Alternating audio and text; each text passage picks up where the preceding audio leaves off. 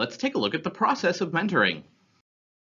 There are different activities and stages that naturally occur as you mentor. These stages of a mentor's involvement will be especially relevant if you view your mentor relationship as an assignment, a series of conversations with an intended duration. For example, you may agree an assignment is to provide mentoring support for a period of 18 months to meet your mentee in person every 6 to 8 weeks for 90-minute conversation. If your approach is less defined, then the following process can still improve the impact of mentoring. It will help you to decide where you need a little more structure and which activities you might not require. The journey starts with preparation, getting started, maintaining the relationship, learning, and completing the process. The journey will describe the stages or milestones from setting up all the way through parting ways. If your mentor is part of a program, it's likely that a supporting process and principles are already available to you. The amount of structure used in mentoring programs varies. Most appoint coordinators to match mentees and mentors, while some encourage mentees to find and approach their own. Some programs have formal reviews and assessment mechanisms, such as a structured interview or electronic questionnaire, while others are happy to gather anecdotal feedback as an indication of effective relationship. In organizations, potential mentees are often people identified as high talent or high potential or requiring development. Whatever your reasons for mentoring, you'll be more effective if you have a clear direction on how you will approach the activity. Before meeting someone, it's a good idea to have an initial understanding of each other, in both professional and personal terms. For example, knowing their contact details, where they're based, and their professional background. As a mentor, you want to begin to orient towards your mentee and perhaps consider how you might be able to support them.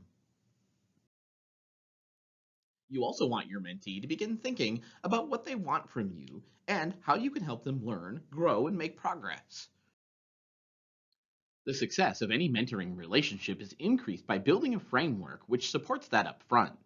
The balance you aim to strike is to adopt structure in a way that's helpful and not excessive. It's useful to consider how much structure you think you need early on. The success of any mentoring relationship is increased by building a framework that supports that up front.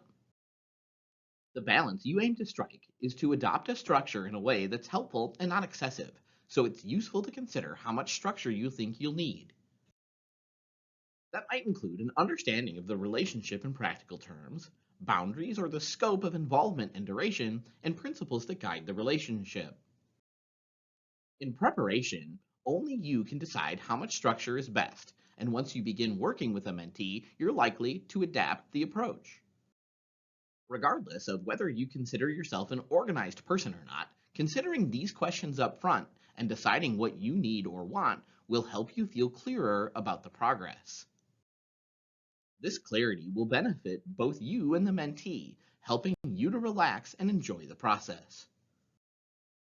It's important that you act from the distinct principles of mentoring from the beginning. The relationship is one of equity and yet has a natural bias or emphasis upon the mentor.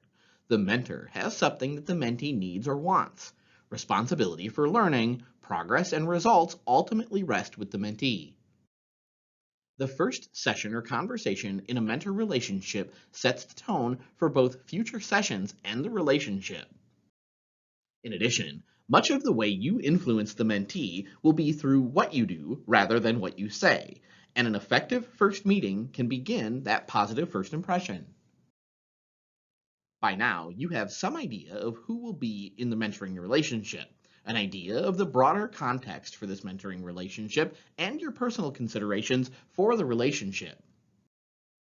It helps to have some idea of topics and stages for your first conversation and making sure that you have both an efficient and effective use of your time and place.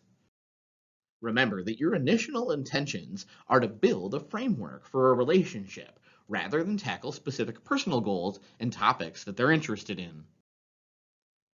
Where so much of what defines great mentoring builds from the quality of the relationship, it's a good idea to remind yourself of how your mentee's sense of relatedness to you is encouraged through your attention during conversation. Where the initial meeting focused on laying out the foundations of working together, subsequent conversations will naturally build from that point. If you choose to use agendas, ask that the mentee creates them to ensure they retain responsibility. After your first sessions as a mentor, you need to sustain progress while handling twists and turns along the way. Your practical considerations are now to fulfill the functional elements of the mentor role while building the relationship. There's no right way. There's only one way that works for both of you. For example, some people will prefer meeting face to face, while others prefer to have telephone or video calls. It's helpful to sustain the relationship as a mentoring one, something that's distinct from any other type of relationship the mentee may have, with their manager, colleagues, friends, and so on. Ultimately, what your mentee chooses to do, learn, or ignore from the mentoring conversation is not the mentor's business. Some results of mentoring can be identified or measured, while other results can't. Being a mentor to someone is more than practical elements of the role, such as being on time for meetings, offering great ideas, and remembering to send a web link or reference point after a session. Remember, what makes mentoring distinct from coaching or consulting is the nature and intention of the relationship. This next stage of setting down begins when the process of drawing your mentoring activity comes to a close. One benefit of agreeing on the principles at the start of a mentoring relationship, like what you'll work on and how you'll work together, is that this stage becomes easier to approach. You might have a set number of sessions agreed or a milestone date, such as a job move or a goal to achieve. As you consider ending the mentoring sessions, you review the overall process and perhaps confront what has not worked or what has been achieved in an objective manner. Ironically, what appears to be the closing stage of the relationship can become a fresh beginning. As issues or missed opportunities surface, you may potentially have the chance to fix them. If you or your mentee discusses a path to complete the relationship and it becomes clear that there's an opportunity for you to continue it instead, then you both have the choice of doing that. This is normally something that you and the mentee can agree together, hopefully after identifying the reasons to continue. While a mentor relationship can be ongoing, it's likely to be more active or relevant for a distinct period of time. After that time, the mentee continues along their path, with the experience and learning from the relationship to draw upon. This stage of completing the relationship becomes a natural requirement of the role. Of course, this doesn't mean that you never see them again, exchange news, or give them any type of support.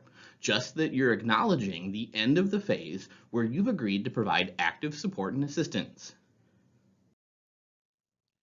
With some mentees, it may work better to reduce your activity over time rather than indicate a definite endpoint.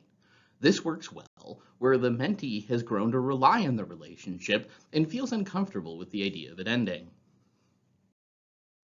Winding down or completing can create a little discomfort for either party as the relationship begins to feel a little less close and perhaps more distant. It's important to remember our intention to empower the mentee by having them feel equipped and resourceful to act alone in situations. By completing the relationship, the active part of it's done, but the choice of how or if you continue is always yours.